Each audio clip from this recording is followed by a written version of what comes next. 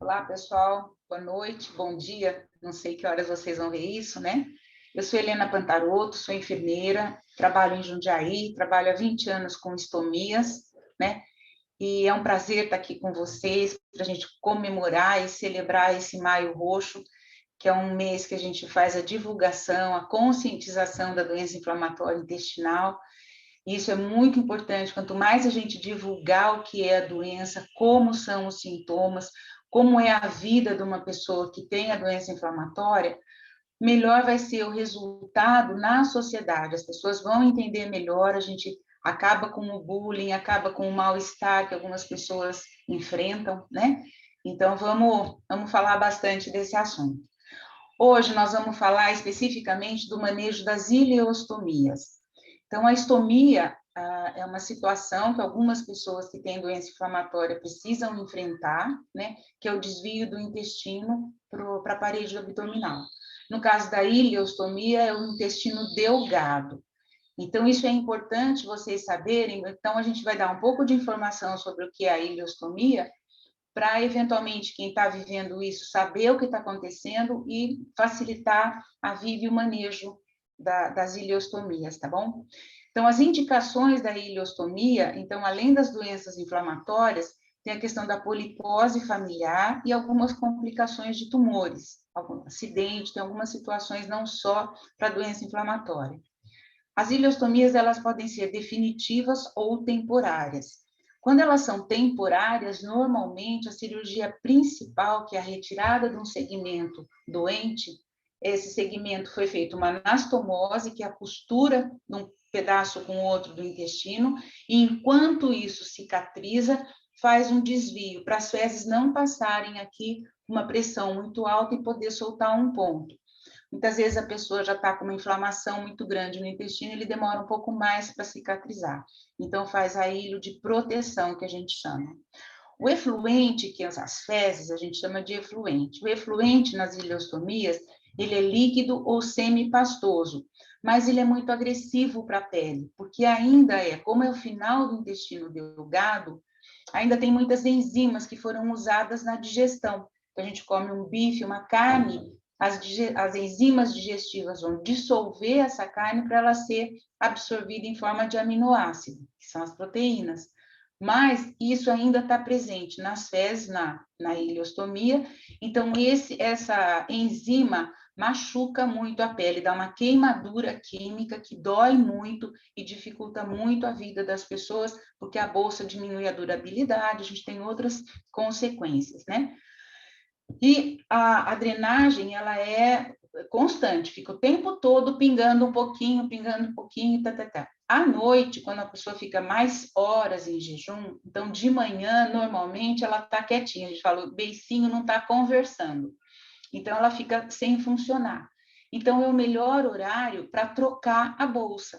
Então, quando a gente entra num esquema de rotina da vida, então, minha bolsa dura 3 dias, minha bolsa dura 4 dias, minha bolsa dura 2 dias, esse é o melhor horário para trocar. A gente não vai esperar o dia para chegar a hora que ele vai vazar. Se é o dia da troca, levanta antes de tomar café da manhã, já troca, dá para tomar um banho sem a bolsa, porque ela não está funcionando.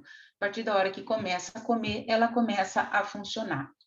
O volume drenado na ileostomia é de 800 a 1.000 ml em 24 horas. E isso dá uma necessidade para a pessoa de esvaziar a bolsa de 5 a 8 vezes por dia, né? E geralmente a ileostomia está localizada no quadrante inferior direito do abdômen. As ileostomias ainda podem ser em alça, normalmente quando é proteção de uma anastomose, o médico puxa o intestino para fora, corta só metade dele e sutura as duas bocas na pele. Ou terminal. Terminal é quando tem só uma boquinha, só a ponta do intestino que está aberta para a pele. Mas isso é uma questão técnica do cirurgião mesmo. O pós-operatório, né, da ileostomia, então o efluente é muito líquido, pelo menos por 3 semanas. À medida que o organismo perde muito líquido nessa fase, ele começa a reabsorver mais líquido, né, no ilho do que o normal. O ilho vai tomando uma função do colo, que é de absorver o líquido. Então, a tendência é ficar mais pastosa, ficar menos líquida. Tem pessoas que essa adaptação demora até 2 anos, tá? Então, isso é uma coisa esperada. No pós-operatório também tem a presença de muitos gases, não só o problema de um edema intraabdominal que o intestino absorve e acaba saindo pela ileostomia.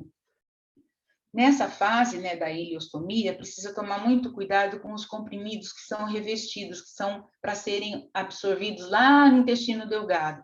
Muitas vezes eles saem inteiros. Então, às vezes o tratamento não é efetivo. E a mesma coisa a gente diz para as mulheres que fazem a anticoncepção oral. Então, a pílula anticoncepcional não fica segura, porque muitas vezes ela é eliminada antes de ser absorvida, tá bom? As complicações da ileostomia, a principal e mais frequente, e a vida inteira da pessoa pode acontecer, é a lesão da pele peristoma.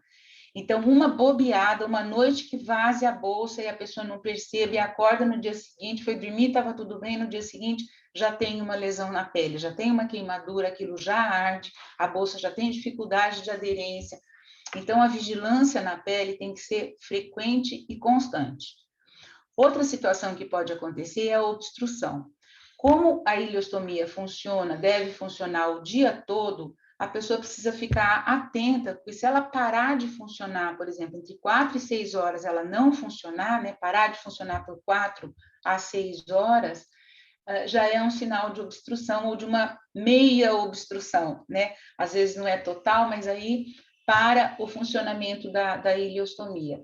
Então, isso é preocupante. Então, no começo, a gente fala para fazer massagem, fazer uma compressinha quente, se movimentar, porque o movimento ajuda o deslocamento das fezes dentro do intestino, né? As causas mais frequentes dessa obstrução é resíduo alimentar. Ou a pessoa engoliu pedaços muito grandes de carne ou de uma fruta que não mastigou direito, coisas mais rígidas, que são mais difíceis de serem dissolvidas, né, no intestino, principalmente o abacaxi, coco e milho são os campeões dessa obstrução, né? Não mastigar direito os alimentos ou brida. Brida é a aderência das alças intestinais dentro do abdômen que resultam de cirurgia anterior. Então, sempre que mexe na barriga, esse intestino é manipulado. Então, todo intestino que é manipulado, ele pode grudar uma alça na outra e daí, na hora de funcionar, puxa tudo e a coisa não passa, tá bom? Desculpa.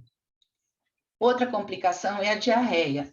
Então, a gente sempre orienta a pessoa, né, a prestar bem atenção de como é o funcionamento daquela ileostomia. Então, a minha ileostomia funciona muitas vezes por dia, eu tenho que esvaziar 8, 9 vezes por dia, e é assim que ela funciona.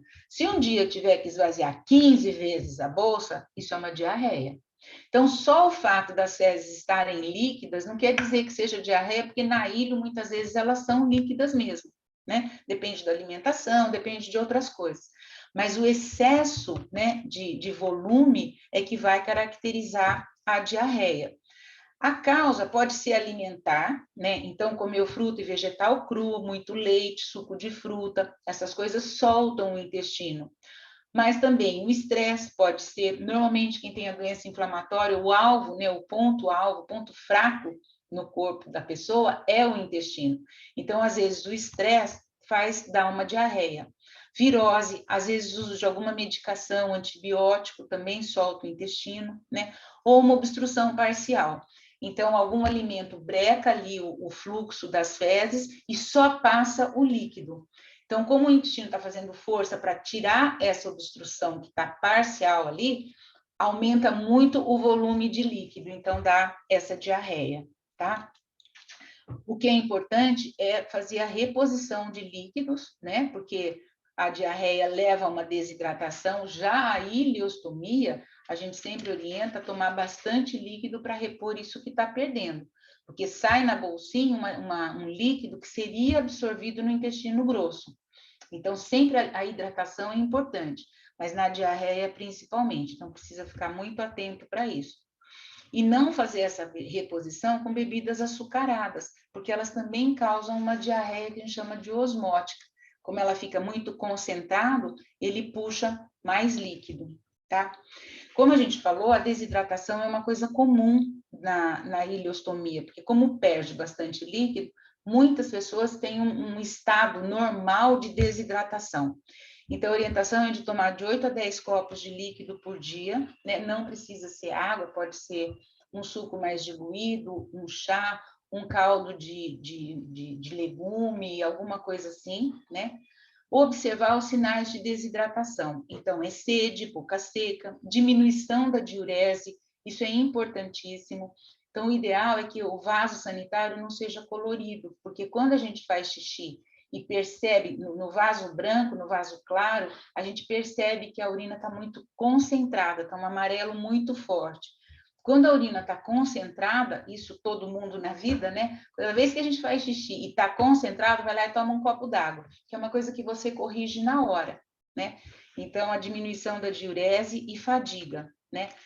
E a reposição dos líquidos, a gente precisa tomar um pouco de cuidado, quando é uma coisa mais crônica, com o equilíbrio entre o sódio e o potássio, né? Na reposição, a gente precisa tomar coisas ricas em sódio e potássio. Então, esse equilíbrio, quando falta sódio, a pessoa tem perda de apetite, tem sonolência, tem cãibra, então está faltando sódio. Quando falta potássio, tem uma fraqueza muscular, pode dar falta de ar. Então, não são sintomas diretos, a gente precisa conhecer para poder fazer o diagnóstico, né? No pós-operatório das ileostomias, existe uma taxa bastante grande de reinternação dessa pessoa por causa da desidratação. Então, a gente percebe que falta um pouco essa orientação.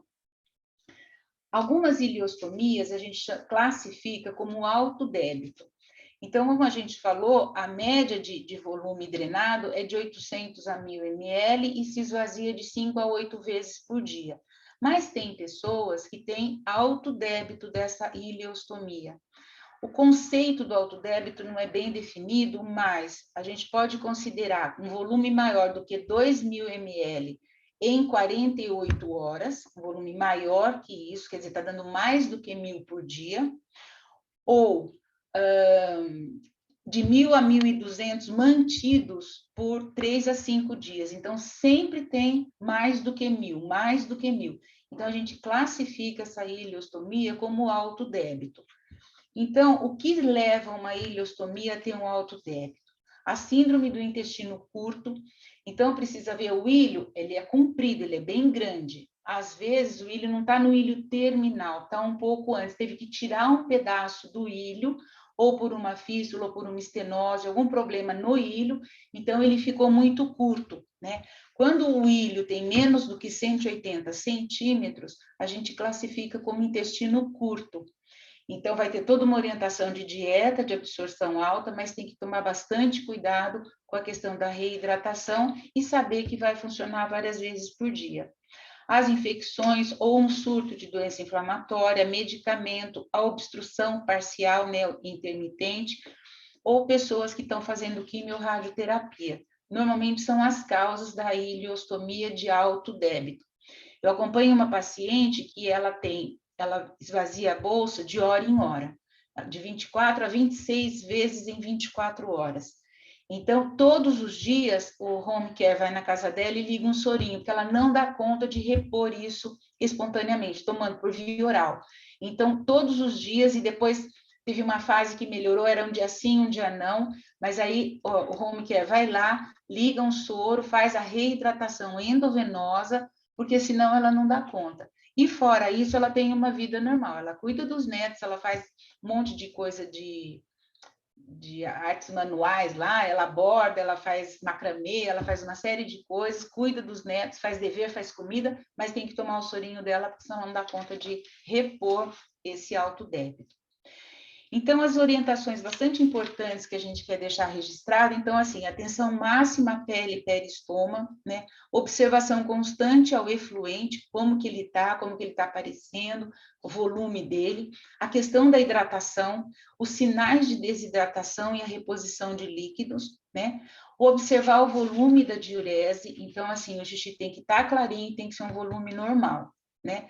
As complicações mais frequentes pela desidratação contínua e pela diurese com volume mais baixo, então é cálculo renal, uma disfunção renal, cálculo na vesícula, e casos mais graves de desidratação, a pessoa pode entrar numa insuficiência renal aguda, quer dizer, não tem líquido no corpo para formar a urina, então ela para de urinar. É uma insuficiência renal aguda, tá? Essas coisas precisa prestar bastante atenção.